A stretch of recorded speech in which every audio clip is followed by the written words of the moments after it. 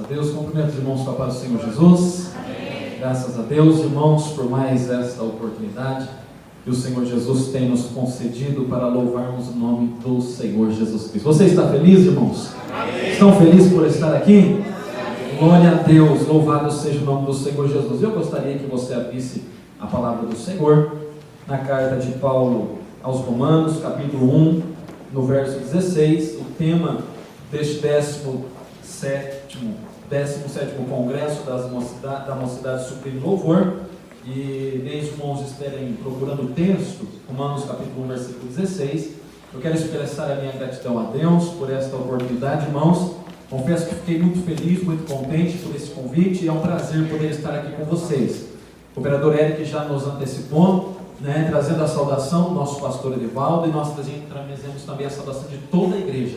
Nosso pastor, conforme toda a igreja de Uatos, os irmãos recebem? Amém. É um prazer para nós poder estarmos aqui louvando ao Senhor Jesus. Também agradecer a vida do pastor Quioche por esta oportunidade. Pastor Quioche, que Deus abençoe em nome de Jesus. Pela vida também do coordenador dos jovens, presbítero Ricardo, que Deus abençoe em nome de Jesus. E a amada igreja que nós amamos, estamos juntos, porque a palavra de Deus diz que nós somos um só corpo, não é verdade, irmãos? Então nós estamos juntos até a volta do Senhor Jesus Cristo. Irmãos, também já parabenizar os jovens por mais este congresso, até que Deus tem sustentado a vida de vocês. Eu fiquei muito feliz de poder estar aqui e saber que cresceu esse grupo, E a cada dia mais Deus vai confirmando, como está escrito em Atos dos Apóstolos, quando o Espírito Santo foi derramado, eles compartilhavam seus bens, sentavam, comiam, bebiam, cultuavam, e Deus ia acrescentando cada dia mais aqueles que haviam de ser salvos. Que Deus abençoe a vida dos jovens em nome de Jesus. Irmãos, vamos para o texto, Romanos capítulo 1, versículo 16, assim está escrito: porque não me envergonho do Evangelho de Cristo, pois é o poder de Deus para a salvação de todo aquele que crê, primeiro do judeu e também do grego. Verso 17: porque nele se descobre a justiça de Deus, de fé em fé, como está escrito, mas o justo viverá pela fé. Irmãos, gostaria de fazer essa leitura todos nós juntos, amém? Ao som de 3, Romanos 1, 16 e 17. Vamos lá? 1, 2, 3. Porque não me envergonho do Evangelho de Cristo, pois é o poder de Deus para a salvação de todo aquele que crê, primeiro do judeu e também do grego.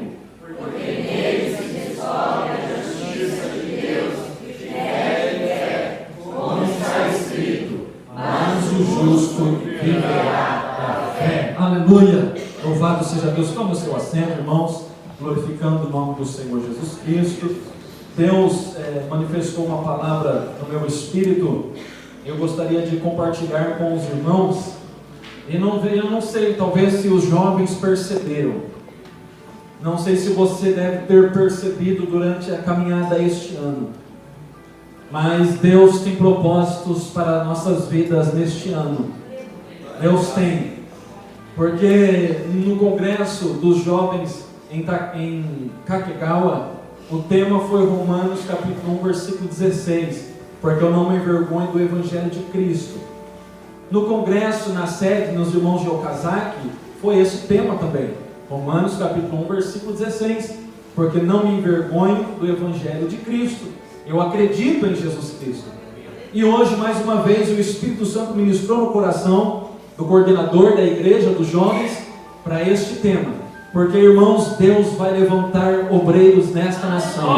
Porque o Japão é do Senhor Jesus Cristo. Porque nós estamos nesta caminhada e nós não nos envergonhamos do Evangelho do nosso Senhor e Salvador Jesus Cristo. E Deus está nos ensinando, Deus está nos capacitando, Deus está nos encorajando para esta missão, para que o nome do Senhor Jesus Cristo seja louvado nesta nação. Irmãos, para que quando nós lemos esse texto de Romanos capítulo 1, versículo 16, ele vai dizer: não me envergonho do Evangelho. Primeira parte, não me envergonho do Evangelho. Segunda parte, porque é o poder de Deus para a salvação. Terceira parte, de todo aquele que crê. Então esse texto ele pode ser dividido em três partes. Primeira parte, não me envergonho do Evangelho. Por que não me envergonho do Evangelho? Porque ele é a salvação. ele é o poder para salvar. Mas mesmo que eu não me envergonhe do Evangelho, e mesmo que o Evangelho seja o poder, eu só vou poder viver o Evangelho através do crer. Por isso que entra a terceira parte, de todo aquele que crê. Porque se eu crer que o Evangelho é boas novas e salvação, e se eu crer que o mundo, a igreja não se envergonha de Cristo, mas se eu não crer nessa palavra, o Evangelho não faz mudança na minha vida. Porque nós precisamos viver pela fé no Evangelho. Então, diante desse texto, irmãos, nós vamos entender que Paulo está dizendo, porque ele é o poder de Deus para a salvação. E quando Paulo diz, porque o Evangelho é o poder para a salvação, significa que aqueles que não crerem no Evangelho não estão salvos. Se o Evangelho é o poder para a salvação daquele que crê, Paulo está dizendo que aquele que crê, ele é salvo, porque é o poder, mas aquele que não crê, ele está condenado. E diante desse texto, nós vemos que Deus, ele não fez o homem para a condenação. Deus não fez o homem para viver na condenação. Deus fez o homem para uma vida eterna. Deus, ele não fez o homem para ir para o inferno, porque está escrito na palavra de Deus que o inferno foi feito para o diabo e para os seus anjos. Não foi feito para a humanidade.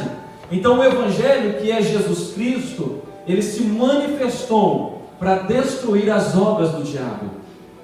Deus entregou o seu Filho, nascido de mulher, para morrer na cruz do Calvário, para que as obras do diabo sejam desfeitas e que nós não vivemos mais diante da dominação do pecado, mas sermos livres para viver para Cristo. Louvado seja Deus.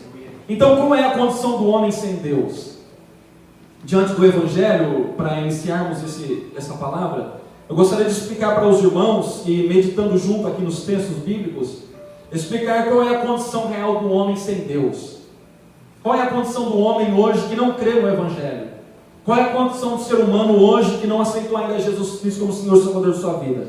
E nós vamos ver, irmãos, que em Gênesis capítulo 3, versículos 6 a 7, se você quiser, tome nota. Depois você medita na sua casa. Nós vemos em Gênesis capítulo 3, versículos 6 e 7, que o pecado revelou a nudez do ser humano. Quando Adão e Eva, eles pecaram contra Deus, no momento da queda, eles olham um para o outro, e eles falam, eles reconhecem que estão nus. O pecado revela a nudez do ser humano, e a nudez fala da vergonha do ser humano. Gênesis 3, 6 e 7 diz assim: e vendo a mulher que aquela árvore era boa para que se comer, e agradável aos olhos, e árvore desejável para dar entendimento, tomou do seu fruto, e comeu, e deu também ao seu marido, e ele comeu com ela.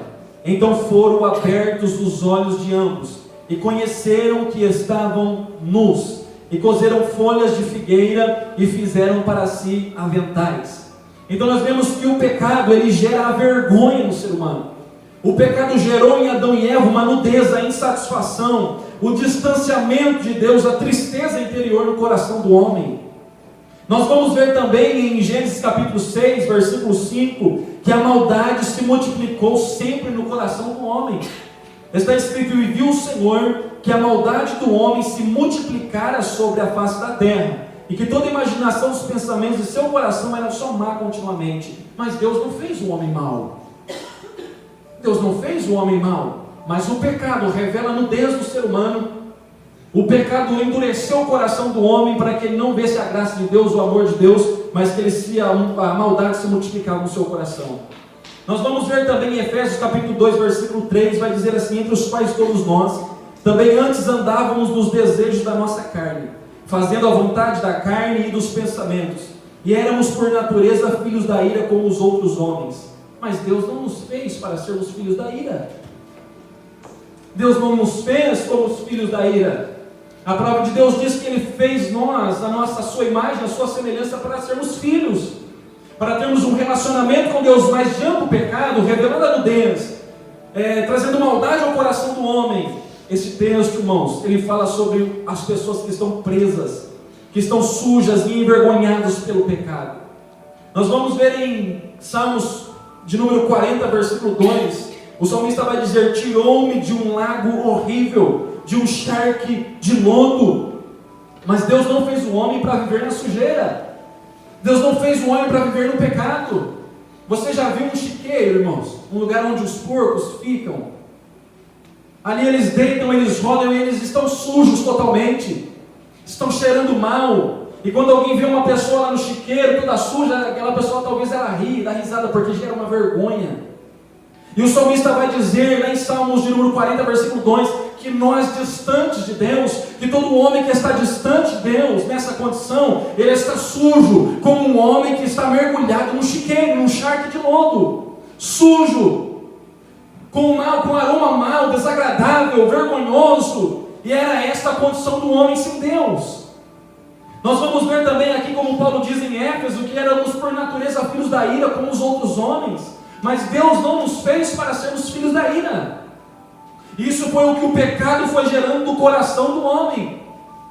Nós vamos ver também, queridos irmãos, em Romanos capítulo 1, versículo 28, até o versículo 32 vai dizer: e como eles não se importaram de ter conhecimento de Deus, assim Deus os entregou a um sentimento perverso, para fazerem coisas que não convêm, estando cheio de toda a iniquidade, de prostituição, de malícia, de avareza, de maldade, cheios de inveja, homicídio, contenda, engano, malignidade, sendo murmuradores, detratadores, aborrecedores de Deus, injuriadores, soberbos, presunçosos e inventores de males. Olha a condição do homem sem Deus: desobediente aos pais e mães, nécios, infiéis nos contratos, sem afeição natural, irreconciliáveis, sem misericórdia, os quais, conhecendo a justiça de Deus, não são dignos de morte os que tais coisas praticam.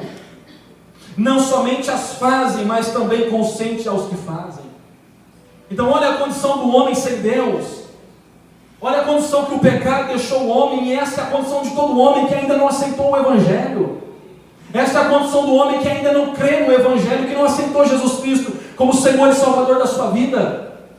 Para concluir, Paulo dizendo em Romanos 3:23, porque todos pecaram e destituídos estão da glória de Deus. Olha a situação que o homem está. Olha a situação que o homem está sem Cristo. Olha a situação que o homem está sem o Evangelho.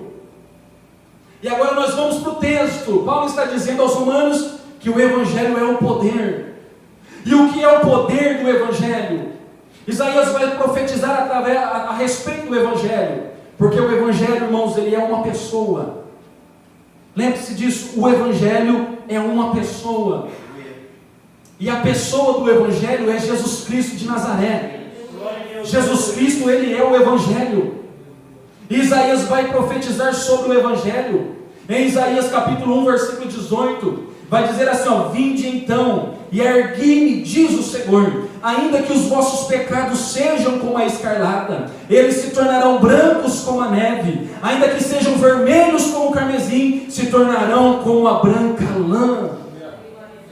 Este é o poder de Cristo, para nos tirar da mancha do pecado, de um homem estar mergulhado num charque de lodo todo sujo, com as suas vestes todas sujas. Mas o sangue de Jesus Cristo na cruz do Calvário tem o poder de remover toda a mancha na vida do ser humano, de remover todo o pecado na vida do ser humano, e limpar ele, dar uma nova vestes para ele, a ponto de aqui Isaías dizer que ela vai ser branca como a lã, brancos como o céu, como as nuvens, como a neve.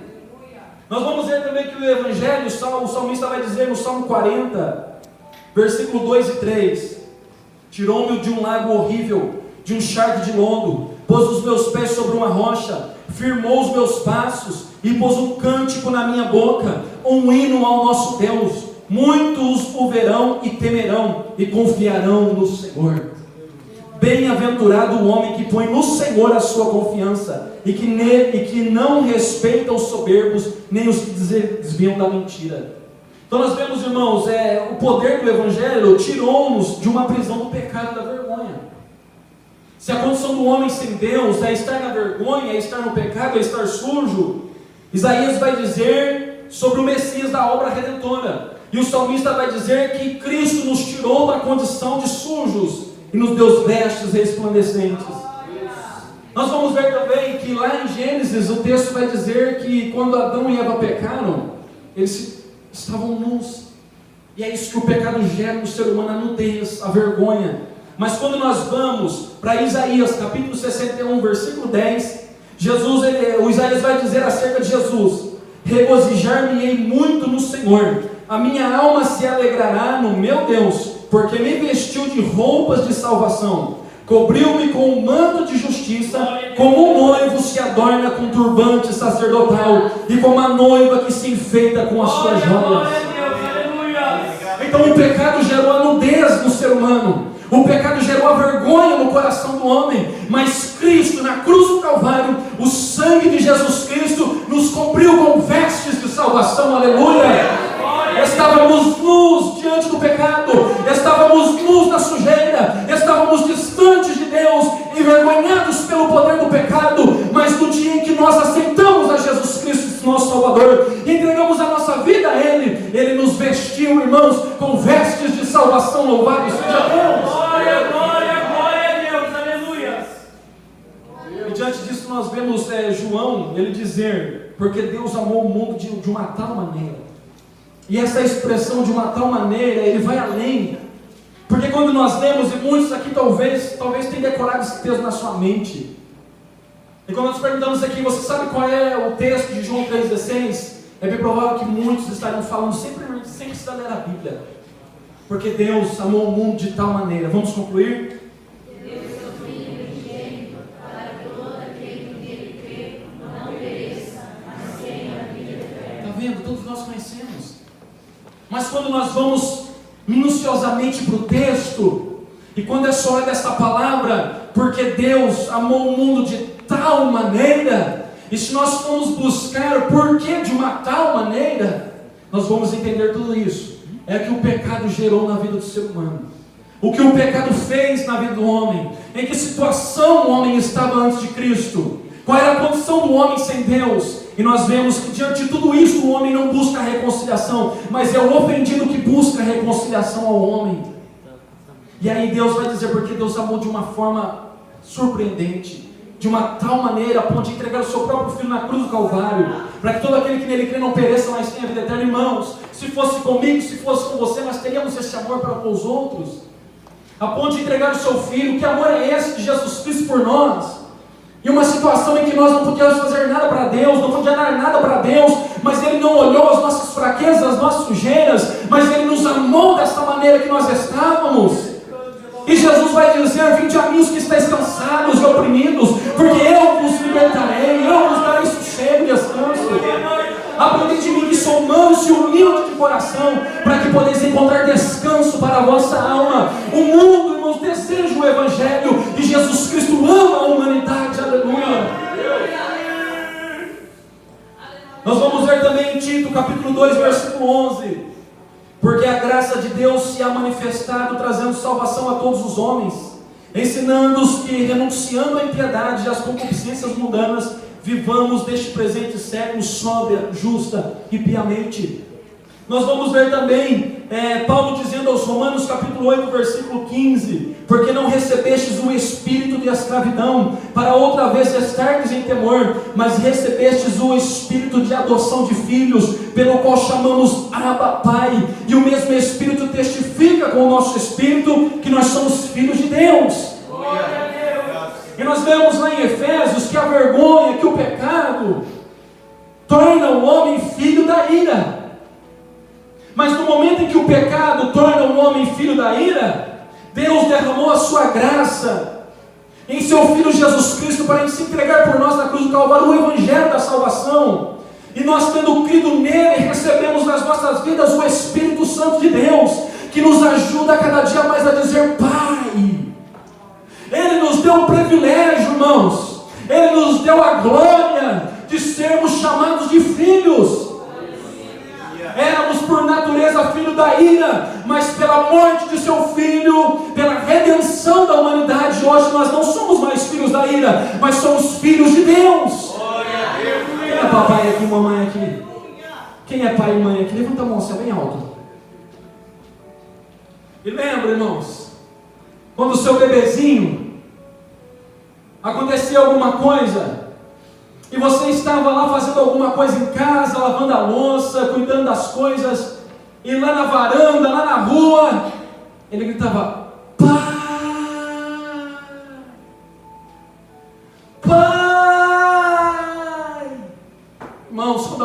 faz isso, eu saio correndo, eu largo tudo nas minhas mãos, porque eu preciso ver o que está acontecendo com ela, se ela caiu, se ela se machucou. Quando ela grita, papai, eu saio correndo, eu largo tudo para ir nela.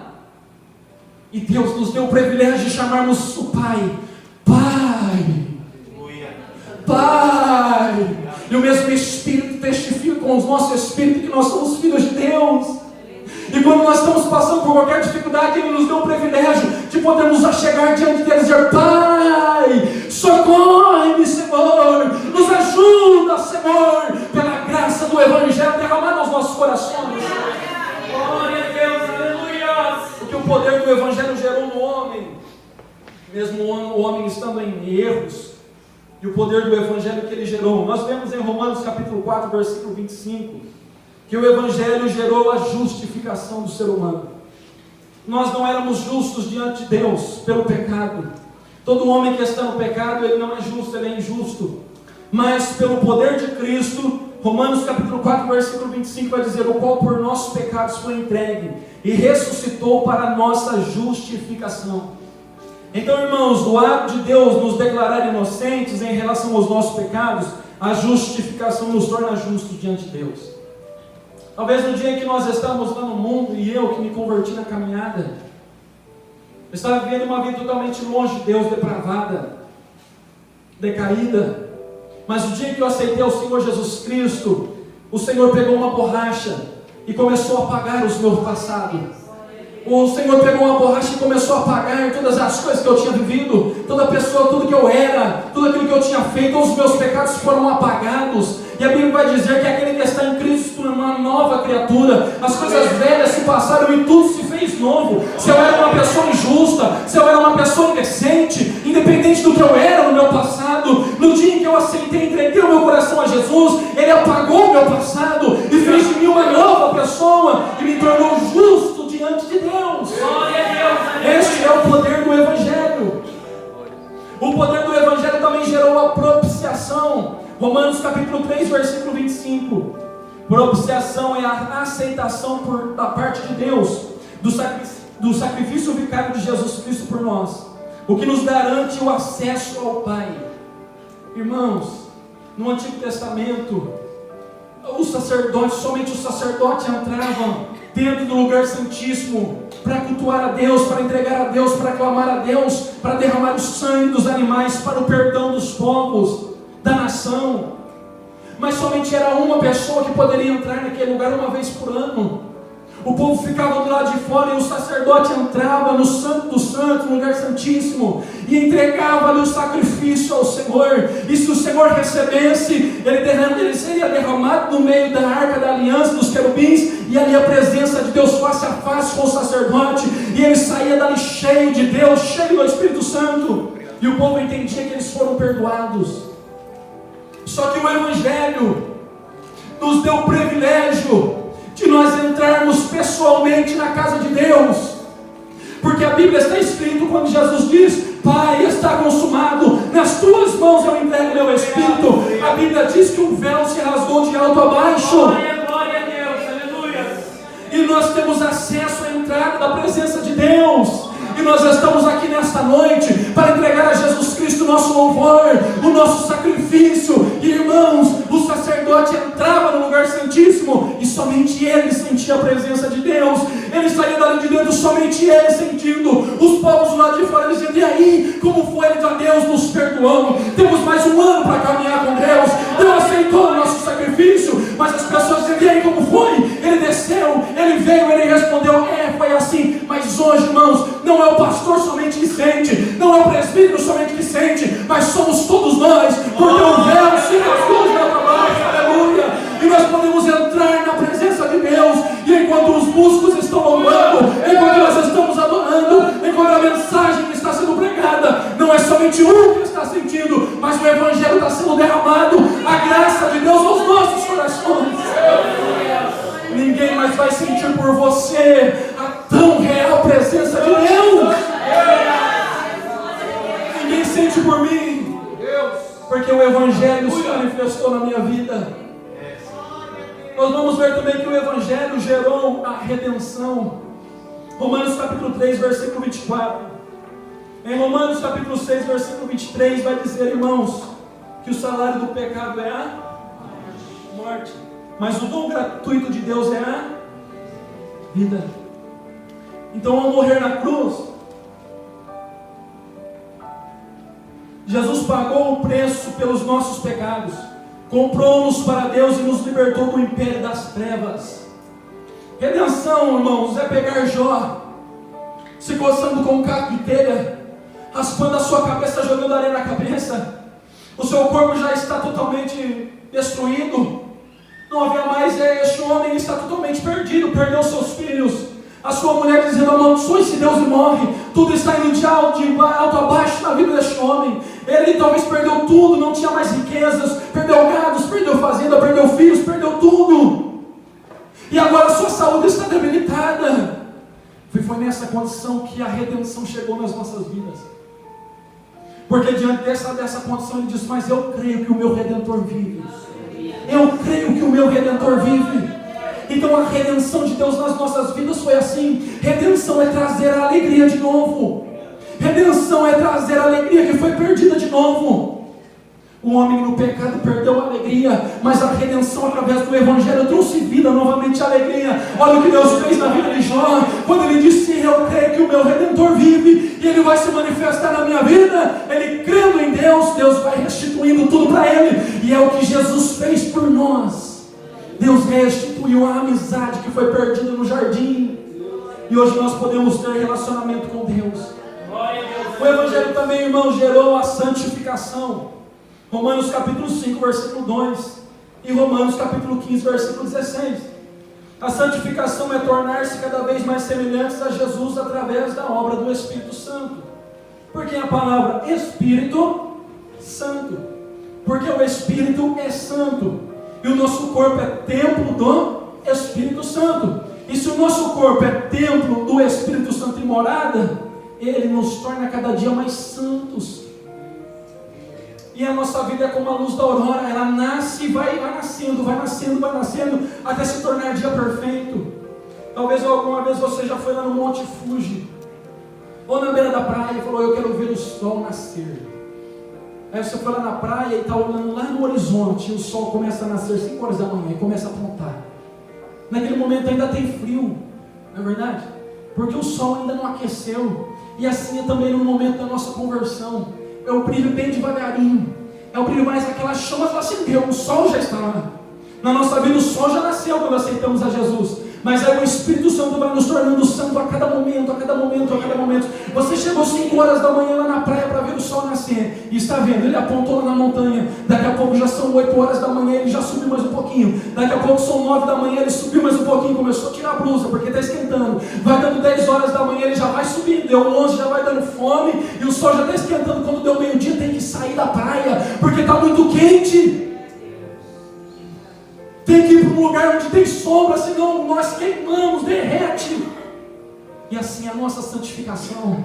Nós nascemos em Cristo, nós nos tornamos santos do noite para dia, mas nós viemos a cada dia na casa de Deus, ouvindo a palavra de Deus, entendendo que o Evangelho gera na nossa vida, e a cada dia mais aprendendo e aprendendo a palavra de Deus, e o Espírito Santo montando o nosso coração, e o nosso dia vai nascendo, e hoje eu já não sou mais a mesma pessoa de ontem, e amanhã eu já não vou ser mais a mesma pessoa de hoje. Porque o Espírito Santo ele vai gerando a santificação na minha vida, através do poder do Evangelho. Então essa palavra de Paulo à igreja de Roma é poderosa. É o poder do Evangelho. Olha o que o Evangelho gerou nas nossas vidas. E o Evangelho também gerou em nós a glorificação. Isso está escrito em Romanos capítulo 8, versículo 18. Porque para mim tenho por certo que as aflições desse tempo presente não são para comparar com a glória de Deus em que nos há de ser revelada. Então, irmãos, nós estamos servindo a Deus. Deus nos justificou. Deus aceita o nosso sacrifício. Ele nos redimiu, trouxe a redenção, a santificação e uma promessa para a vida eterna, que é a glorificação. Então tudo isso é o poder do Evangelho nas nossas vidas. E agora quando Paulo ele vai pregar a Roma, quem era Paulo? Paulo ele era um fariseu, um doutor da lei, um homem de muitas qualidades, foi ensinado aos pés de Gamaliel, que era um grande mestre, entendia que o cristianismo era uma ameaça para o judaísmo, Por esse motivo ele perseguia os cristãos para os prender e até mesmo apedrejar, como foi feito com Estevão em Atos capítulo 7. Então ele era um homem de muitas qualidades. Ele é um homem que aprendeu aos pés de um grande sábio. Mas, irmãos, um dia ele pede cartas para perseguir cristãos na cidade de Damasco, porque ele sabia que em Damasco existia um povo de Deus. Ele sabia que em Damasco existia servos do Senhor, existia profetas, homens que ouviam a palavra de Deus. E ele pede cartas e ele vai. E o texto de Atos capítulo 9 vai dizer que quando ele está indo para Damasco, ele teve um encontro com Cristo. E essa palavra no meu coração, ela balança o meu coração. Paulo teve um encontro com Cristo. Porque eu sei o que é isso. Quem teve um encontro com Cristo? Quem já teve um encontro com Cristo? Lembra como foi? Lembra?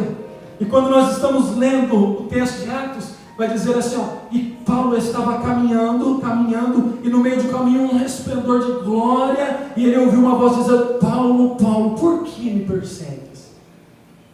O próprio Deus se revelou a ele, Jesus Cristo, ele teve um encontro com o Senhor Jesus. E a partir do momento em que Paulo ele teve um encontro com Jesus, Paulo nunca mais seria uma mesma pessoa. Porque o Evangelho transforma a vida deste homem.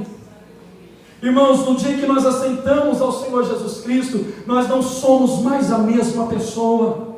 Talvez a pessoa se distanciou de Deus, ela foi para o mundo, ela não vem mais para a igreja, mas dentro dela tem algo diferente.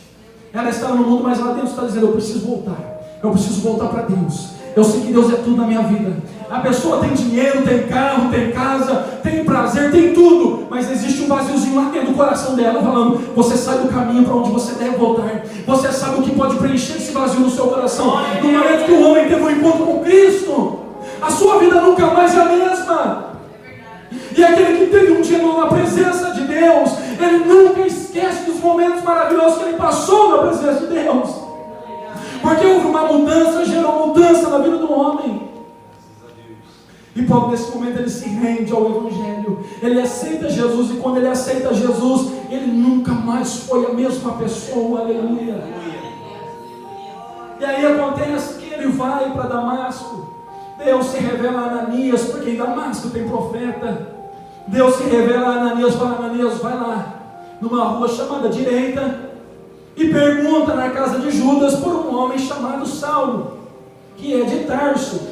E ele vai estar orando, percebe, irmãos, minuciosamente. Deus conhecia tudo, Deus sabe tudo. Deus fala assim, ó, Ananias, vai para a rua chamada Direita. Olha, Deus já sabe o lugar que ele está. E quando você chega lá, você pergunta na casa de Judas, olha, ele já sabe quem é o dono da casa. Sobre um homem que se chama Saulo. Ele conhece Saulo, mesmo Saulo estando distante de Deus, porque ele vai estar orando. Minuciosamente, Deus ele conhece tudo. Deus está vendo, Deus está enxergando. Olha, Ananias, vai lá, porque ele está numa rua chamada Direita, ele está orando, pergunta para Judas, aonde está Saulo? E aí o profeta vê Deus e fala, mas Senhor, este não é aquele moço que persegue os cristãos? Irmãos, irmã Sandra, Ananias não deu crédito a Paulo. E talvez para Ananias, Paulo fosse improvável, mas Deus disse, vai Ananias, porque este é um vaso escolhido para levar o Evangelho, aleluia. Talvez fosse improvável, mas ele era um escolhido, aleluia. Ananias olha e fala assim, é improvável. Este moço não. Ele é perseguidor, ele é isso, ele é aquilo, mas Deus falou assim, mas foi eu quem o chamei. Eu o chamei e ele vai levar o Evangelho diante dos gentios. E talvez alguém está olhando para a sua vida dizendo, você não tem qualidades, você não tem teologia, você não tem condições, você veio de um lugar onde não era reconhecido, é lá do sítio, no meio da fazenda, andando com os gatos como eu. Só que Deus te viu. Jesus te viu. E as pessoas estão dizendo, mas ele não sabe falar nem português direito. mas ele não tem teologia, mas ele não tem isso, não tem aquilo. Mas Jesus está dizendo: vai, Ananias, vai, porque esse é um vaso escolhido nas minhas mãos. Deus não deixa ninguém de lado. Deus pega um camponês, Deus pega doutor da lei, Deus pega profetas. Irmãos, Deus pega doutores, mas Ele também pega um homem que está lá no meio do campo apacentando gados. Ele tira o homem de trás da ovelha malhada e coloca para sentar na mesa dos príncipes. E talvez não é aquilo que as pessoas estão dizendo, talvez é aquilo que você mesmo diz a respeito de você. Esse complexo de inferioridade, dizendo: eu não consigo, eu não posso, eu não faço isso, irmão. Independente daquilo que as pessoas dizem, Deus te chamou, Deus te escolheu para você pregar o Evangelho ao mundo. E quando lá em Atos capítulo 9, versículo 17 vai dizer: Ananias foi e entrou na casa, impondo-lhe as mãos. Ou seja, Ananias questionou, falou: não, esse homem não. Mas Deus falou: vai, porque ele é um escolhido. Ananias vai questionar Deus? Não vai questionar Deus, ele pega e vai. Mas no momento em que ele está indo, irmãos, o texto vai dizer aqui, Ananias foi, Atos 9, 17. Ananias foi e entrou na casa e, impondo-lhe as mãos, disse: irmão Saulo. Ele não disse assim: fariseu, homem ruim. Ele não disse assim: perseguidor de cristãos.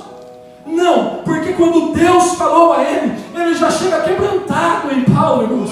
Ele já chega se derramando em Deus. Ele já vê o agir de Deus. Deus está mudando o coração de Ananias. Ananias está olhando para o homem dizendo: é improvável. Mas Deus fala com ele, e na caminhada ele já está sendo transformado. Ele já sabe como pode, como Deus é magnífico, como Deus é poderoso. E quando ele chega na casa daquele homem, ele diz: irmão Saulo, Deus te escolheu. Eu não coloquei confiança em você, mas Deus te escolheu. Ananias foi e entrou na casa, e impondo-lhe as mãos, disse: irmão Saulo, o Senhor Jesus, que te apareceu no caminho por onde vinhas, me enviou para que tornes a ver e sejas cheio do Espírito Santo. Que poder é esse do Evangelho? De mudar a vida do homem, de transformar a vida do homem. Em Atos capítulo 13, agora Paulo ele já se converteu. Paulo está firme, Paulo está com Barnabé. Barnabé agarra ele e fala: vamos caminhar junto aqui, Paulo. Apresenta ele para os discípulos, para os irmãos. No começo havia alguma dúvida, mas ele está mergulhado em Deus. Ele está mergulhado em Deus. E quando eles estavam na igreja, Atos capítulo 13, versículo 2: e servindo eles ao Senhor e jejuando, disse o Espírito Santo: apartai-me a Barnabé e a Saulo para a obra que eu vos tenho chamado. Então, jejuando e orando e pondo sobre ele as mãos, os despediram. Era improvável, mas Deus chamou, Deus escolheu, Deus capacitou. E se Deus te escolheu, se Deus te capacitou, se você ouviu a palavra da verdade, se você foi convencido pelo Evangelho, não tem como viver uma vida infrutífera, não tem como viver uma vida afastada, sentado, sem se envolver com a obra de Deus, sem pregar o Evangelho, sem viver o Evangelho. Não, Paulo foi chamado por Deus, foi capacitado, foi transformado, e agora você vai para o mundo pregar o Evangelho.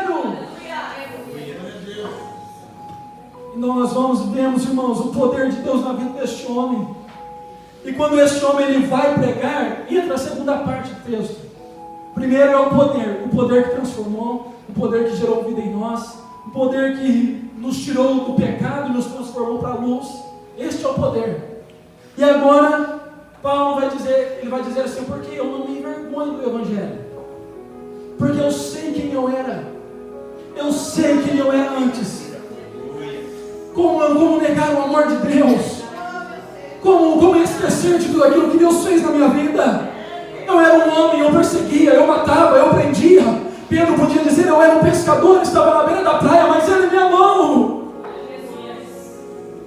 Você não entende quem eu era, você não entende a vida que eu vivia, e ninguém conhecia o que eu vivia, mas Ele me amou dessa forma, aleluia. Ele me amou, e Paulo diz: por que eu vou me envergonhar dele, se Ele nunca se envergonhou de mim? Se no momento que eu estava perdido, Ele foi lá, e falou comigo no caminho de Damasco. Chora, ele cala a basura. Paulo, quando ele estava lá mergulhado no pecado, ele não se envergonhou de mim. Ele não se esqueceu de mim. É Zaqueu publicano. Tudo indica que esse homem era injusto. Zaqueu sobe na árvore, porque mesmo ele estando distante de Deus, o seu coração ardia. E o texto vai dizer que ele sentia um grande desejo de se encontrar com Deus.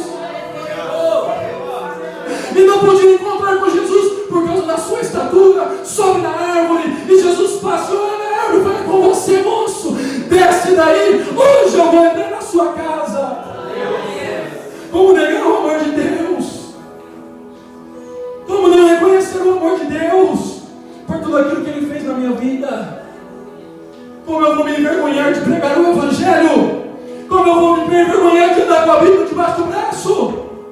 Como eu vou me envergonhar de Cristo se Ele nunca se envergonhou de mim?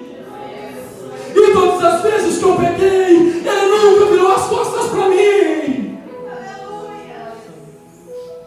Por que razão eu tinha para me envergonhar do Evangelho? Que razão eu tenho para me envergonhar de Cristo? Se Ele é o poder da salvação para a minha vida. Quando Ele entende isso, Ele vai levar o Evangelho ao mundo. Quando Ele entende tudo isso, Ele vai pregar em Corinto. Não é numa sequência que eu coloquei aqui, mas separei por igrejas. E quando Ele chega na igreja de Corinto, Ele pregou ali na cidade de Corinto, estabeleceu uma igreja. E a igreja está se iniciando. Mas quando Paulo ele lembra da igreja de Corinto, ele vai dizer em 1 Coríntios capítulo 1, versículo 10, que havia dissensões na igreja. Uns dizendo, eu sou de Paulo. Aí eu ouvi o pregador Pedro, então eu sou da turma do Pedro. Aí eu ouvi o pregador Paulo, eu sou da turma de Paulo. Aí eu ouvi o pregador Cefas, esse outro, Apolo, eu sou da turma desse. E Paulo vê essa dificuldade na igreja de Corinto. Paulo ele também diz em 1 Coríntios capítulo 3, versículo 3, que havia espírito mundano causando dissensões na igreja. Paulo ele também vai dizer em 1 Coríntios capítulo 5, versículo 1 ou 2, que havia desordem na igreja e pecado de incesto. E diante de tudo isso que a igreja estava vivendo, Paulo nunca desistiu daquela igreja. Porque ele entendia, irmãos, que o poder do Evangelho é poderoso para transformar a vida daquele povo. Mesmo eles estando dentro da igreja, havia divisões na igreja, havia espírito mundano na igreja, havia desordem na igreja, pecado de incesto, mas Paulo nunca virou as costas para a igreja, nunca deixou de pregar, nunca deixou de ensinar, porque ele cria que o Deus que visitou ele no caminho de Damasco, aleluia, era poderoso para transformar a vida daquela igreja. E mesmo diante de todos esses problemas, o homem transformado, ele não se envergonhou do Evangelho. Talvez você sendo pastor de uma igreja, e você ouvir que dentro da sua igreja existem divisões, que dentro da igreja existe contenda, existe pecado, existe um absurdo, escândalo. E talvez quando você vai sair na rua, as pessoas dizendo, na igreja desse pastor aí, ó, são um bando de fofoqueiro. Na igreja desse pastor aí, ó, é uma irmã traindo o marido com o outro. Era isso que estava acontecendo na igreja de Corinto. Mas Paulo passando vergonha pelas pessoas, ele não se envergonha com o Evangelho. Ele diz, pode estar acontecendo isso na igreja, pode estar acontecendo isso na vida dos irmãos, pode haver diferença na igreja, mas eu creio até o tutano que o poder do Evangelho pode transformar essa igreja.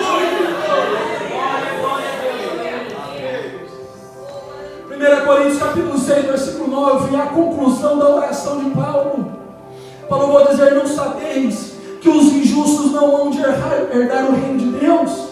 Não erreis, nem os devassos, nem os idólatras, nem os adúlteros, nem os efeminados, nem os sodomitas. Olha o que tinha na igreja de Corinto. Nem os ladrões, nem os avarentos, nem os bêbados, nem os maldizentes, nem os roubadores herdarão o reino de Deus. Olha o que Paulo está pregando dentro da igreja. Este povo não vai morar no céu. E aí no capítulo 6, versículo 11, ele vai dizer, e é o que alguns têm sido. Aleluia. Vocês eram tudo isso que eu falei, mas haveis sido lavados, mas havem sido santificados, mas havem sido justificados em nome do Senhor Jesus Cristo, pelo Espírito do nosso Deus. Glória a Deus. O poder do Evangelho, Paulo não se envergonhando do Evangelho, ele prega a igreja de Corinto, mesmo a igreja de Corinto estando mergulhada nos erros, e essa igreja era de uma forma, mas pelo homem não se envergonhar do Evangelho e pregar o amor de Deus, a igreja foi transformada. Eles eram adúlteros, eram ladrões, eram efeminados, mas foram libertos pelo poder do Evangelho. Glória a Deus, aleluia. Ele não prega somente em Corinto, ele prega também em Tessalônica. 1 Tessalonicenses capítulo 2, versículo 1. Porque vós mesmos, irmãos, bem sabeis que a nossa entrada para convosco não foi em vão, mas havendo primeiro padecido e agravados em Filipos, como sabeis, tornamo-vos ousados em nosso Deus, para vos falar o Evangelho de Deus com grande combate. Está achando que vai sair para o mundo, vai pregar o Evangelho e vai ser fácil, irmãos? Está achando que vai viajar lá para o Brasil, para a Tailândia, para a Coreia e vai ser um passeio? É um grande combate levar o Evangelho. Não é um passeio, não é um lazer, mas é combate. É lutando contra os principados e potestades, clamando a Deus para que Deus seja na vida do homem, do missionário, para levar o Evangelho. E vale a pena servir a Deus, irmãos, porque no dia que nós não estivermos mais combate, alguma coisa de errado tem na nossa vida, porque nunca existirá amizade entre céu e inferno. Nunca existe amizade entre céu e inferno. Então, se você, jovem, está na presença de Deus e está vendo grandes lutas, dificuldades e tribulações, glorifique a Deus por isso, aleluia. Por quê? Porque, irmãos, eu estou passando por isso. Deus me abandonou, Deus me esqueceu. Não, o inferno não está contente com você, mas contigo está o Senhor dos exércitos, aleluia. Glória a Deus, aleluia. E essa igreja, irmãos, que Paulo pregou com um grande combate, ela se torna modelo da Macedônia, porque Paulo se dedicou para pregar o Evangelho. Foi uma luta de 3 semanas para ele pregar em Tessalônica, mas deu frutos, porque ele não desistiu, porque ele não se envergonhou do Evangelho. E 1 Tessalonicenses capítulo 1, versículos 6 e 7 vai dizer: e vos fostes feitos nossos imitadores e do Senhor, recebendo a palavra em muita tribulação, com gozo do Espírito, de maneira que fostes exemplo para todos os fiéis na Macedônia. Então Paulo não se envergonhou do Evangelho e pregou para Tessalônica, e essa igreja se tornou modelo. Paulo prega aos Coríntios e Deus transforma a vida do Coríntios pelo poder do Evangelho, porque o homem ele não se envergonhou de Deus. Aí quando ele vai pregar em Éfeso, o poder do Evangelho é magnífico, aleluia. Quando Paulo chega em Éfeso, a cidade está totalmente corrompida pela idolatria. Na cidade de Éfeso existia o templo da deusa Diana, a deusa da fertilidade, e eles faziam imagens e esculturas. E na cidade de Éfeso havia um povo magos, feiticeiros, que faziam artes mágicas. Mas quando Paulo chega na cidade de Éfeso, aleluia, ele prega o Evangelho de Deus, ele prega o poder de Deus, e a Bíblia vai dizer que aqueles homens, aqueles magos, aqueles que faziam encantamentos, eles vêm chorando diante de Deus. Ele vende os seus livros, eles jogam em praça pública, queimam os seus livros e aceitam a verdade, e aceitam a palavra de Deus. E naquela cidade foi implantada uma igreja. Oh glorioso céu, o Evangelho. A igreja de Filipos, olha onde Paulo está indo. Paulo está correndo o mundo. Deus tirou ele de uma situação de improvável, e Deus está levando esse moço para pregar o Evangelho. Não é porque Paulo é bom, não é porque Paulo tem uma boa oratória, não é porque Paulo tem uma boa eloquência, mas é porque ele não se envergonha do Evangelho, aleluia. Não se envergonhe, jovem, do Evangelho. Meu irmão, minha irmã, não se envergonhe do Evangelho. E quando você receber uma oportunidade, não diga assim, porque eu sou melhor, porque eu estou sendo merecedor. Não, é porque diz assim, porque eu nunca me envergonhei do Evangelho. Glória, glória, glória a Deus. Ele vai pregar em Filipos, e quando ele chega na cidade de Filipos, ele encontra uma menina com um espírito de adivinhações. E a cidade totalmente diante daquela mulher para os seus lucros. E aí Paulo diz para ela: sai dela em nome de Jesus. E o espírito mau sai daquela moça e perdeu o lucro da cidade. O povo prende Paulo, prende Silas em praça pública, bate nele, joga na cadeia. E quando chega na cadeia é lugar de choro, cadeia é lugar de murmuração, cadeia é lugar de ai, ui, ai. Passei o dia inteiro apanhando, tomando chicotada. Cheguei na cadeia, é momento de sentar, de deitar e dizer: ai que dor na perna, ai que dor no braço, ai que dor na cabeça. Apanhamos tanto. Mas Paulo e Silas chegam dentro da prisão, e a Bíblia vai dizer que eles louvavam e oravam a Deus, e os presos ouviam eles cantando e orando a Deus. E aí você pergunta: o que tem a ver em tudo isso? O que tem a ver é que um grande terremoto subiu, as prisões caíram, as correntes caíram. Que sentido faz isso? Deus libertou os seus servos, amém. Que sentido faz isso? É que lá dentro da cadeia existia um carcereiro. Existia um carcereiro. E Deus vai te levar, irmãos, em nome de Jesus Cristo de Nazaré. Jesus vai te levar. E quando você se der num lugar onde tiver 10.000 pessoas, pregue o Evangelho. Onde tiver uma pessoa com 1.000 pessoas, uma igreja com 1.000 pessoas, uma praça com 1.000 pessoas, pregue o Evangelho. Mas se porventura você chegar num lugar que tiver 10 pessoas, pregue o Evangelho. Se houver 5 pessoas, pregue o Evangelho. Se houver uma pessoa, pregue o Evangelho. Não deixe de pregar o Evangelho. Existia uma pessoa dentro daquela prisão que naquele dia ia tirar a sua vida, ia desistir da sua vida. Mas Paulo diz: não, estamos todos aqui, não te faça nenhum mal. Ele diz, clamando: o que eu posso fazer para me salvar? Eu preciso ser transformado, eu preciso sentir Deus. Eu olho para você está passando por tudo isso, apanhou o dia inteiro, está preso, e você está cantando, está louvando, está exaltando a Deus. Eu quero isso. O que eu preciso para ter isso? A Paulo diz: crê no Evangelho, crê em Jesus Cristo e será salvo tu e a tua casa. E aquele homem creu e a sua casa também. Irmão, já estou encerrando. A carta que Paulo escreveu a Filemão, capítulo 1, versículo 10.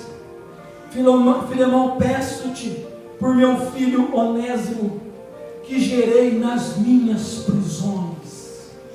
Meu Deus do céu. O Evangelho não é estar nos topos, é estar no topo pregando e ganhando almas, mas é estando lá no lamaçal, lá no erro, lá no meio da prisão, não no pecado, mas lá no erro, lá na cadeia, lá onde ninguém dá nada, onde lá todo mundo está esquecido. E lá ele sendo a mesma pessoa de quando ele estava lá em cima. Quando ele estava lá na cadeia, existia um homem, um escravo, um servo chamado Onésimo. E este moço, ele era um escravo de Filemão, de um irmão na fé. E Paulo estava na prisão, e quando Paulo se encontra com Onésimo, ele prega o Evangelho para Onésimo, e Onésimo aceita Jesus como Senhor e Salvador. Aí Paulo escreve a carta aos Filemão, dizendo: Filemão, não recebe mais como um escravo, mas recebe como um irmão, porque o Evangelho transformou a vida de Onésimo. E com isso nós entendemos, irmãos, que o Evangelho ele produz o perdão. O Evangelho ele é para a salvação, mas ele também produz o perdão. Perdoa, irmãos, em nome de Jesus. Se você aceitou o Evangelho, Senhor, perdoa-nos assim como nós perdoamos os nossos devedores. Porque se eu não perdoar o meu próximo, certamente não serei perdoado por Deus. Então o Evangelho ele gera em nós também a liberação do perdão. Irmãos, para encerrar aqui o viver pela fé. O viver pela fé é crer e viver a palavra de Deus. Romanos capítulo 1, versículo 16, primeira parte: porque não me envergonho do Evangelho de Cristo. Segunda parte: porque é o poder de Deus para a salvação. E a terceira parte, para encerrarmos: de todo aquele que crê. Então não adianta eu entendo que o Evangelho ele é poderoso. Eu entendo que eu não devo me envergonhar do Evangelho, mas eu preciso crer. E o crer está ligado com a nossa fé. Eu preciso ter fé em Deus. E no que eu preciso ter fé em Deus? Eu preciso ter fé que Deus criou todas as coisas, que o mundo foi criado por Deus. Eu preciso ter fé que Deus me fez a sua imagem e sua semelhança, porque no mundo existe uma criação versus evolução, mas eu tenho fé que Deus me fez a sua imagem e a sua semelhança. Eu preciso glorificar a Deus pela vida dos heróis da fé, pela vida de Moisés, que atravessou o Mar Vermelho por fé, pela vida de Josué, que os muros de Jericó caíram pela fé, pela vida de Gideão, que batalhou com 300 homens contra um mutirão, porque ele teve fé em Deus, pela vida de Abraão, que creu contra a esperança. Deus falou assim: Abraão, você vai ser pai de uma nação. Ele olha para dentro do seu ventre, dentro do ventre de Sara, e o texto vai dizer, ele não se envergonhou pelo amortecimento do ventre de Sara, mas ele foi fortificado na fé, dando glória a Deus. Não desistiu, não esqueceu, porque Deus falou, você vai ter, e ele não desanimou. Pela vida de José, que viu o invisível, ele sabia da promessa de Deus, ele sabia da promessa de Deus, que ele ia levar o seu povo para a terra prometida, e quando ele vai morrer no Egito, ele fala assim, leva os meus ossos juntos, não deixa os meus ossos aqui no Egito não. Com isso José estava dizendo, eu creio na promessa de Deus, eu creio na promessa que Deus fez. Ele disse que vai nos levar para uma terra prometida, e essa é a fé que eu tenho. Quando eu morrer, não deixe os meus ossos no Egito, mas leva os meus ossos juntos, porque Deus vai cumprir a sua promessa. Eu vejo também, irmãos, Josué e Caleb entrando na terra prometida, enquanto 10 espias voltam para trás, e eles falam assim, não, possuímos e perseveramos em subir a terra, porque Deus disse que a terra prometida é nossa. Fé, tiveram fé em Deus. Pela fé Pedro caminhou sobre as águas. Pedro vê Jesus andando pelas águas, se tu és tu, se é tu mesmo, então permita que eu vá até ali. E ele começa a andar, imagina andando sobre as águas, olhando para dentro do mar, os peixes passando lá embaixo, ele andando, porque eu sei que é ele, mas no meio da caminhada, será que é ele mesmo? Aí eu vou afundar, aquela incerteza, será que o que vai acontecer? E a Bíblia diz que ele começa a cair, começa a afundar. Assim é a nossa vida. Se nós tivermos fé em Deus, a nossa vida tem tudo para caminharmos com Deus. Mas o dia que você perder a fé em Deus, vai afundando. Mas se você tiver fé em Deus, confiante em Deus, pode caminhar, que Ele vai te dar a mão, vai te levantar e vai caminhar com você, porque nós precisamos ter fé.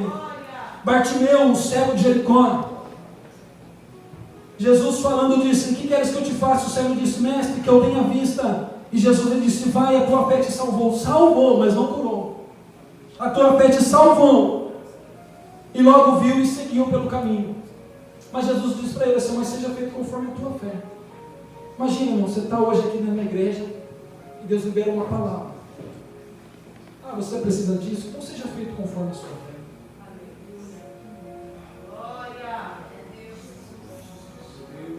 Pai, me dá isso, Pai, socorre, Deus, faz, Pai. Tá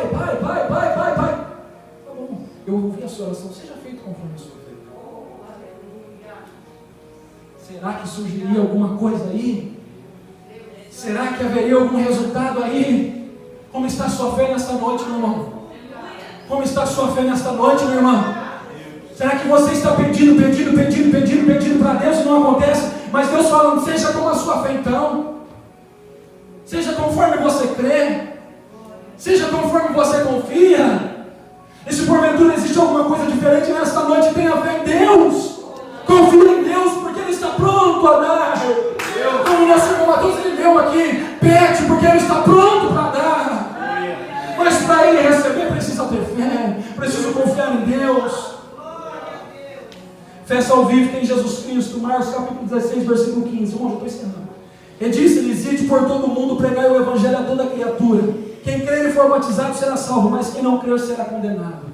Efésios capítulo 2, versículo 8. Porque pela graça sois salvos por meio da fé, e isso não vem de vós, é dom de Deus, não vem das obras, para que ninguém se glorie.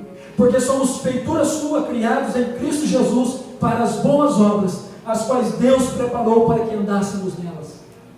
Também em Tito capítulo 2, versículo 11, porque a graça de Deus se manifestou, trazendo salvação a todos os homens, ensinando que nos renunciando à impiedade e às concupiscências mundanas, vivemos neste presente século sóbria, justa e piamente, aguardando a bem-aventurança, a esperança e o aparecimento da glória do grande Deus e do nosso Senhor Jesus Cristo, o qual se deu a si mesmo por nós para nos remir de toda iniquidade e purificar para si um povo especial, zeloso de boas obras.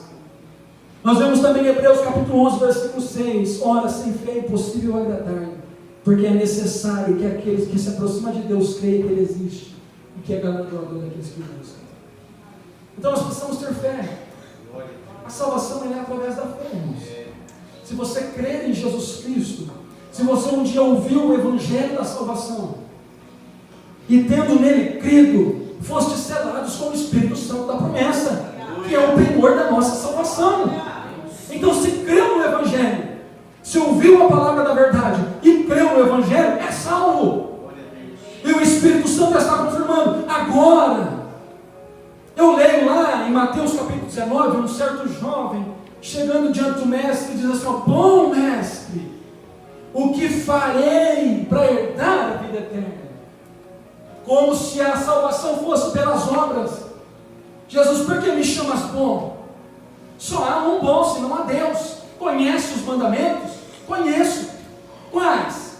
Não matarás, não roubarás, honra teu pai e tua mãe, não adulterarás. Tudo isso eu tenho feito. Tudo isso eu tenho seguido desde a minha mocidade. Jesus fala para aquele jovem tudo aquilo que ele queria ouvir.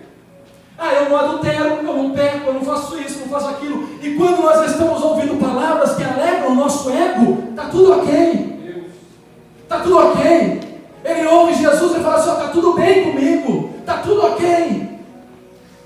Aí, o que mais eu preciso fazer? Jesus vai olhar para ele e falar assim: então vai lá e vende tudo que você tem e dá para os pobres. Aí você vai ter um grande lugar no reino de Deus. E o que ele faz? Não gosto desse pastor. Estou triste. Não gosto. O que ele fez?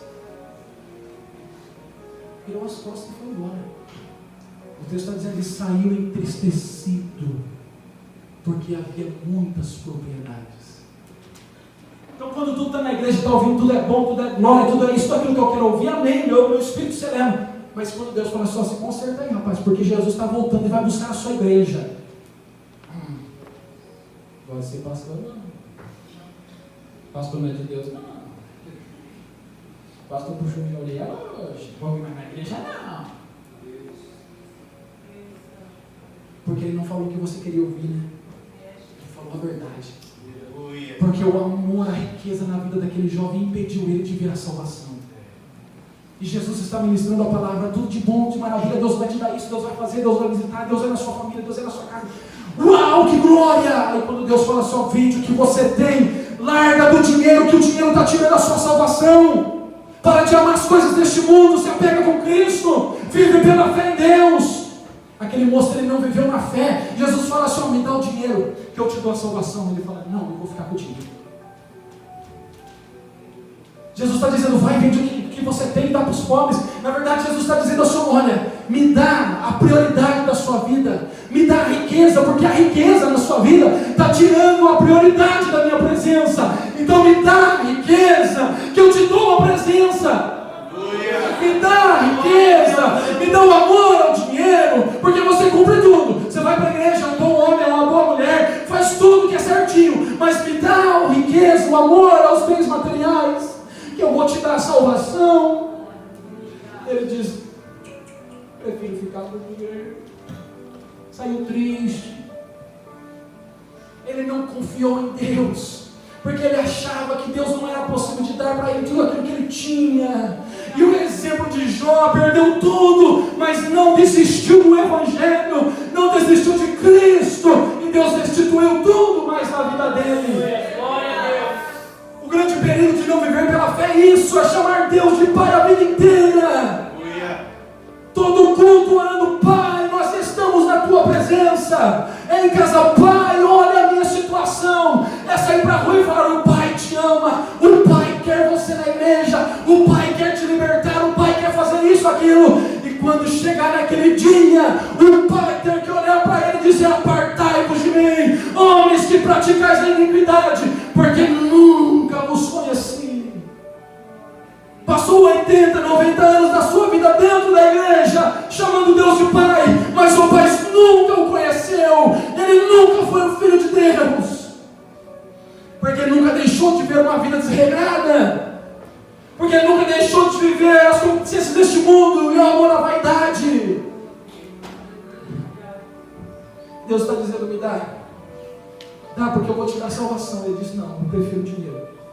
Então o grande perigo é nós não confiarmos no poder do Evangelho, da palavra de Deus. Nós precisamos crer em Deus, precisamos crer no Senhor. E como Deus levantou todos esses homens, irmãos, eu quero te convidar para estar de pé.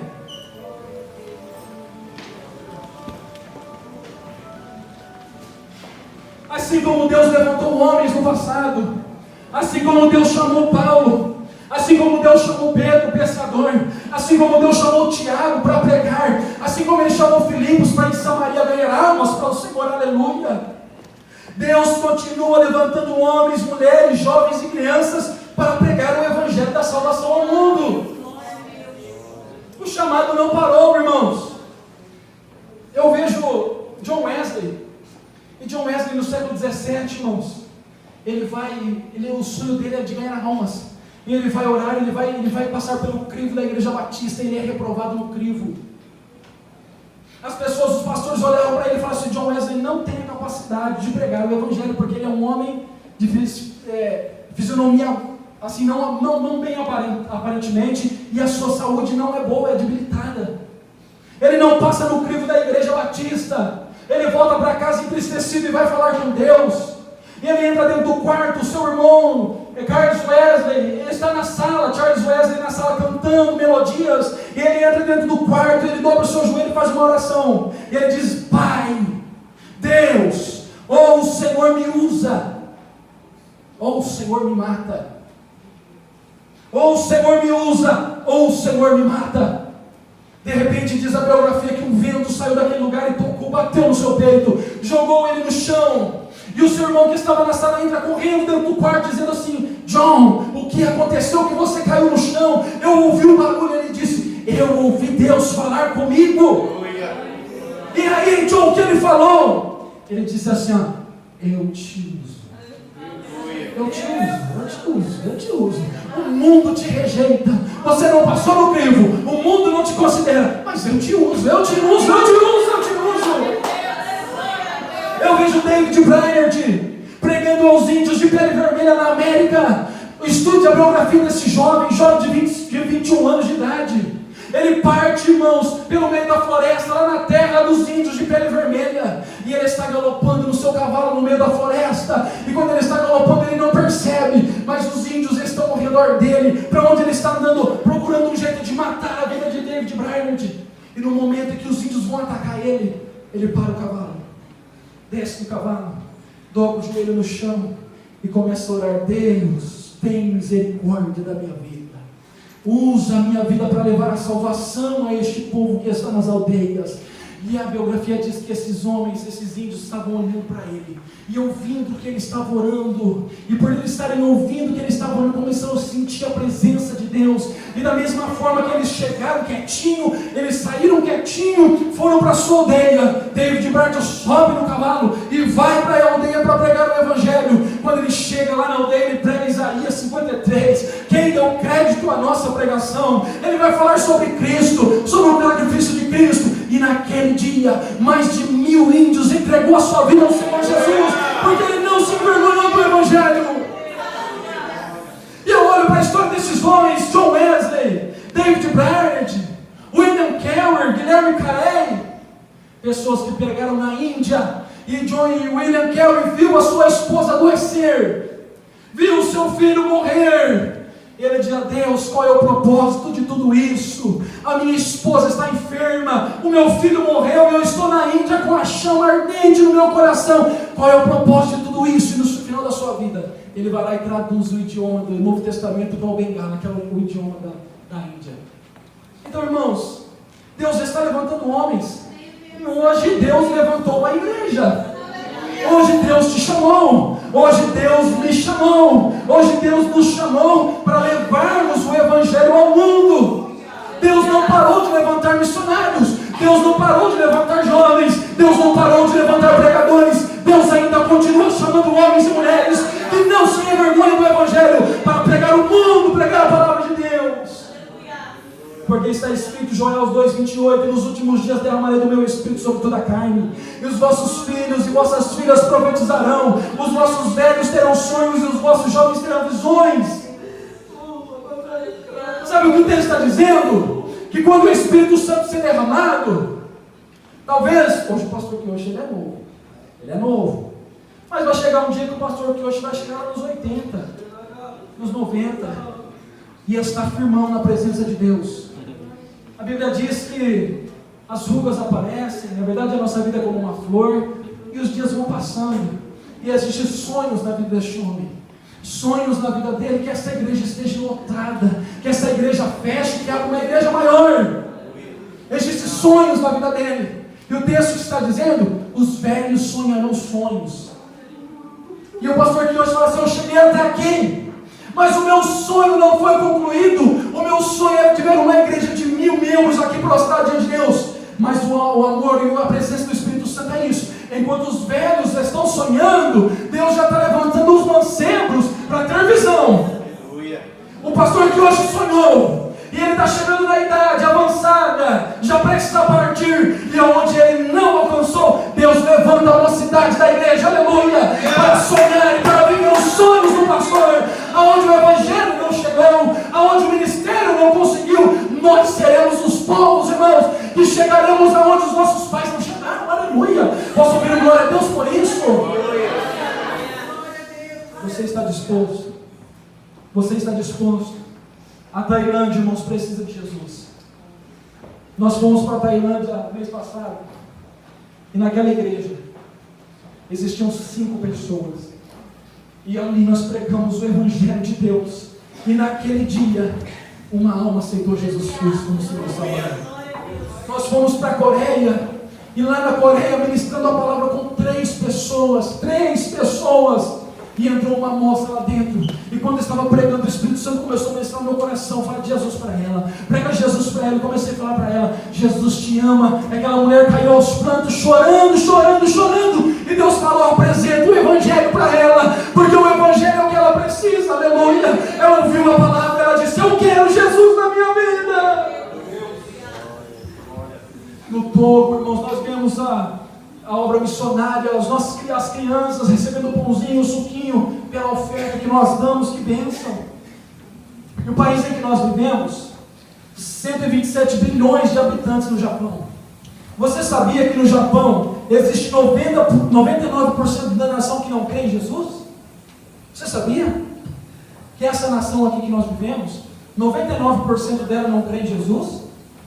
Por que não é comemorado o Natal aqui? O que é o Natal? E por que o Japão não comemora o Natal? Essa nação, 99% da nação não crê em Jesus. Você sabia, irmãos, que mais de 30 mil suicídios por ano acontecem no Japão? Sabia? Você sabia, irmãos, que há um alto índice de jovens dos 15 aos 30 anos com depressão? Sabia? Dos 15 aos 30 anos jovens depressivos nesta nação? Irmãos, você sabia que existe um alto índice de divórcio no Japão? Por que tudo isso? Porque é um país que não crê em Jesus Cristo. E o que nós estamos fazendo aqui? O que eu estou fazendo aqui no Japão? O que eu estou fazendo aqui nessa nação? Será mesmo que foi para eu ganhar dinheiro? Será que for mesmo para eu voltar rico para o Brasil? Deus tem um propósito na sua vida, irmãos. Deus tem um propósito na minha vida. E se Deus está falando que nós não podemos vergonhar do Evangelho, nesta noite eu gostaria de saber aqui, quem está entre nós, fazer um convite para você. 2 convites eu quero fazer nesta noite, encerrar. O primeiro convite é àqueles que estão distantes de Deus. Aqueles que precisam ter um encontro verdadeiramente com Deus nesta noite, porque hoje é noite de salvação. Aqueles que querem aceitar a graça de Deus, aceitar o Evangelho, aceitar Jesus como Senhor e Salvador da sua vida.